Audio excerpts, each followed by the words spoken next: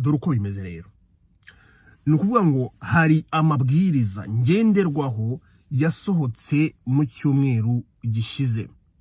Ayo mabwiriza ni amabwiriza agenga Green Card Lottery 2027 bizatangira kuba implemented ku itariki 10 z'ukwezi kwa kane. Ibi bisobanuye iki? Ibi bisobanuye ko Green Card Lottery 2027 izaba rwose nta kibazo gihari. Izaba amabwiriza yayo yarasohotse, icyo tugomba gukurikiza byose byarasohotse. Igisigaye gusa ni umunsi bazashyira website hanze batubwire kuri open dushobora gukora application.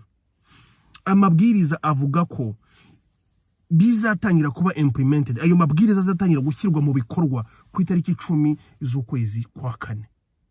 Bisobanura iki? Bisobanura ngo turashobora kubona website ya Green Card Lottery ibaye open ku itariki hagati y'itariki 15 kuzamura kugeza wenda z'ukwa kane, kuzamura wenda kugeza ku itariki 15 z'ukwa gatanu. Ibi ngibi bisobanuye iki? Bisobanuye ko dushobora gukina Green Card Lottery 2027 mu kwezi hagati y'ukwezi kwa kane n'ukwezi kwa gatanu. Bashobora kurekura bashobora guopeninga website ya Green Card Lottery muri icyo gihe hagati y'ukwa kane, ukwezi gutaha ndetse n'ukwezi kwa gatanu. Bigendeye kuki? Bigendeye kuri ku mabwiriza yasohotse azatangira no kubahirizwa mu kwezi kwa kane. Ndakeka biri ku making sense. Ibi rero bisobanura iki ku rundi ruhande? Ese ayo mabwiriza arimo iki? Turasabwa iki nk'abantu dushaka gukora application ya Green Card Lottery 2027? Murabizi mu gihe cyashize nubwo ibibazo byagiye biba, hakaba intambara, Amerika ikajya mu bintu by'intambara bitandukanye, za Venezuela, za Iran, hari hamaze kuba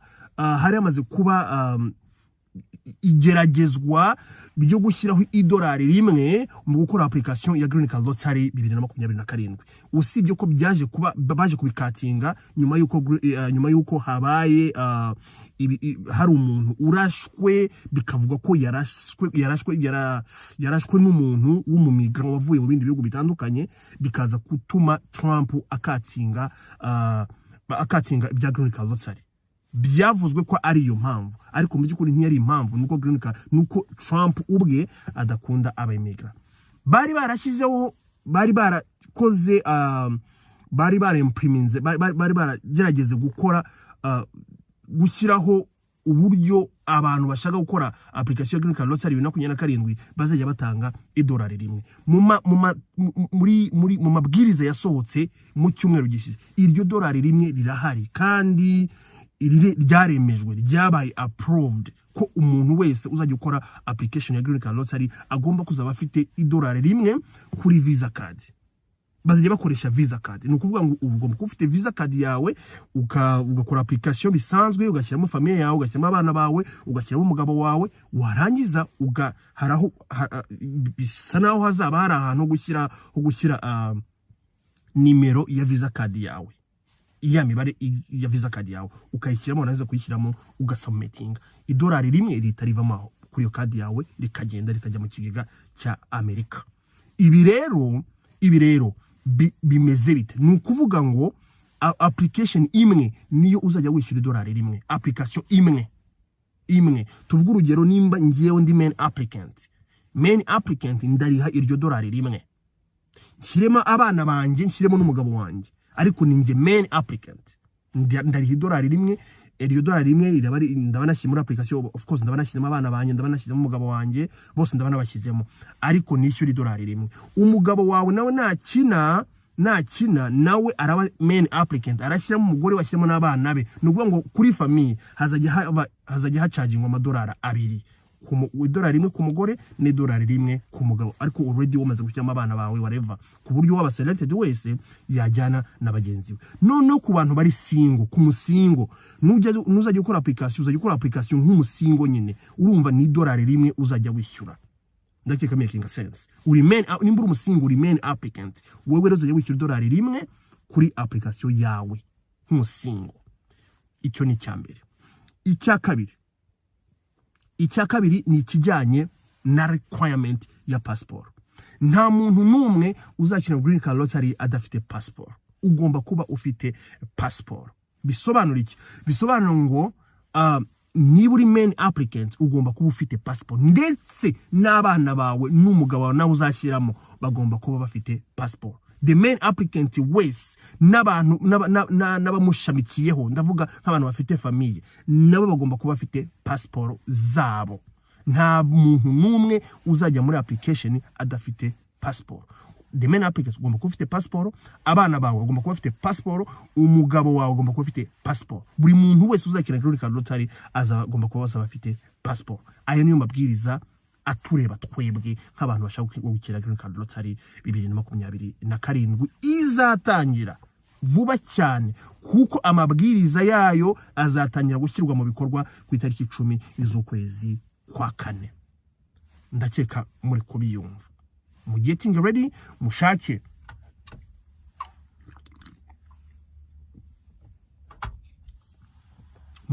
ibyangombwa, ayo ma passport nimba mutayafite, niba abana badafite ama passport mutangire muyashakishe, kuko iyo Green Card Lottery 2027 irimo iraza.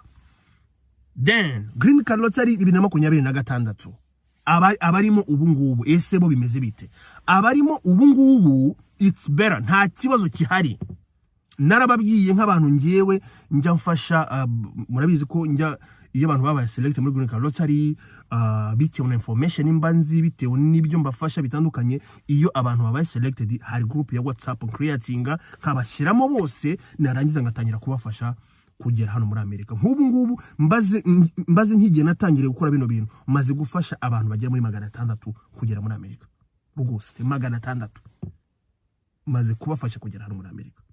About information, about financially, about hari abantu baza no muri Amerika badafite n'umuntu numwe bazi, ariko the way I do man, nkora ibintu nyine mbyikoresheje kugira ngo wenda Imana nibona ko nkuyimigisha izayima. I do fasha abo bantu. Muri abo bantu rero mfite ba 2026 nta muntu numwe uracika intege, kuko they follow the rules. Nababwiye ko bagomba gukurikiza amategeko. Bisobanura iki? Bisobanura ngo ugomba niba guhamagara kujya gukora interview, genda ukore interview, shaka ibyangombwa, kuko ibyangombwa byose babikenewe ndabiproviding, ndabibereka nkabwiye ati murashaka ibintu byangombwa byose narabibahaye, inzira bacamo yose narayiberetse. Niba guhamagara gukora interview ukibona toyeneri, shaka ibyangombwa, cyangwa se niba waranabishatse mbere nta ribi, genda ukore interview.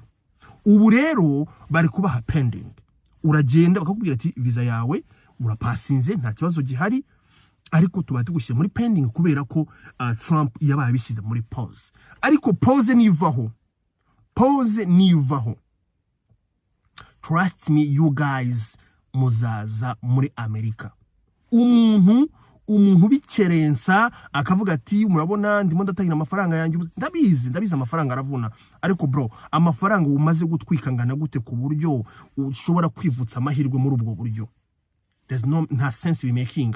Just wewe kurikiza rules, genda ukore interview. Niba guhamagara shaka ayo mafaranga ya medical check up, ushaka amafaranga ya visa fee, ugende ujye gukora n'ibyangombwa byose, ugende ujye gukora interview, nta kibazo gihari.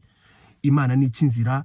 Erega n'ikindi buriya bari abanyamerika bakubwira ngo uze gukora interview, ntabwo bari bayoboye kukubwira ngo ntuze, ntabwo byari bibananiye oya, ariko bakomeza kuguhamagara ngo uze. Kubera iki? They know barabizi neza ko there is something bishobora kuba, bashobora opening very soon as possible. 2026 aba Green Card winner 2026, nimucike intege, keep going, mukomeze mukurikize ibisabwa, aba Green Card Lottery 2026. Green Card Lottery 2028. Nababwiye ko Green Card Lottery 2027 ishobora gutangira hagati y'ukwezi kwa kane n'ukwezi kwa gatanu, bakaduha website ugakina. Ariko ibyo ntago bizakuraho ko Green Card Lottery 2028 ishobora kuba igakomeza mu kwezi kwa 10. Means muri uyu mwaka dushobora gukina Green Card Lottery ebyiri. Green Card Lottery 2027 na Green Card Lottery 2028. 2027 yo iraba very soon. Website iraba iri open. Naho 2028 ishobora kuba mu kwezi kwa 10 nk'ibisanzwe. Urumva rero muri uyu mwaka dushobora kugira amahirwe tukakina Green Card Lottery ebyiri at the same time. Ibi rero bisobanuye iki? Bisobanuye ngo kubera requirement bashizeho muri Green Card Lottery 2027 zisaba ama passport, zisaba $, bisobanuye ko hari abantu bazabigiriramo amahirwe. Bitewe n'iki? Bitewe nuko hari abantu batazabasha kwafodinga kugura passport, umubare w'abantu bakina ukagabanuka. Hari abantu batazabasha kwafodinga kugura passport, hari abantu batazabasha kwafodinga $1 gukora application. Birashoboka imibare izagabanuka y'abantu bakina Green Card Lottery kwisi igabanuka. Nirangiza kugabanuka, wewe wakinnye biguhesha amahirwe yo kuba wa selected. Nukuvuga ngo imibare y'abakina izagabanuka, ariko imibare y'abazaza muri Amerika izakomeza iba the same, 55,000. Ndakeka muri kubyumva. Nukuvuga ngo uko bashyira condition nyinshi zisa naho zikakaye, niko abantu zibagora, ni nako babandi bakinye babona amahirwe byibuze azamutse, kubera ko bakinye ni bake, ariko umubare w'abantu bagomba kuza ugomba kuba ari the same 25. Ndizera ko muri kubyumva. 2024 Green Card Lottery 2027 ni soon. Green Card Lottery 2026 ntimucike intege. Keep doing what you are doing. Mukomeze mukurikize amabwiriza, mukomeze mukurikize ibyo mugomba gukora byose. Green Card Lottery 2028 nayizaba mu kwezi kwa 10. Green Card Lottery 2027 nibigiye kuba very soon, ntabwo izakuraho Green Card Lottery 2028 ishobora kuba mu kwezi kwa 10. Ndakeka ibya Green Card Lottery ibyo byumvikanye. There we go.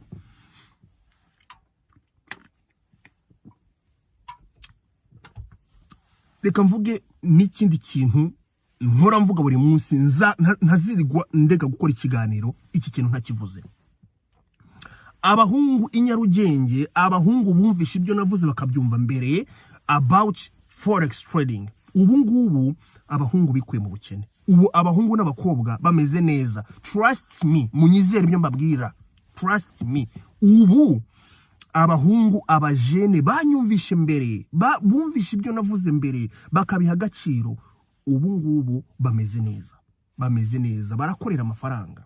Urabona umuntu ku munsi akoreye 100,000, ku munsi akoreye 200, ku munsi akoreye 300,000, ku munsi arukoreye miliyoni, ku munsi arukoreye 2,000,000, ku munsi arukoreye 600,000, ku munsi arukoreye 50,000. Depends n'igishoro ufite, depends na skills ufite. Forex trading ntabwo ari urusimbi, ntabwo forex trading isubiremo forex trading. Mujye no kuri Google musacinge forex trading, ese niki, ese kurite, ese yankizite.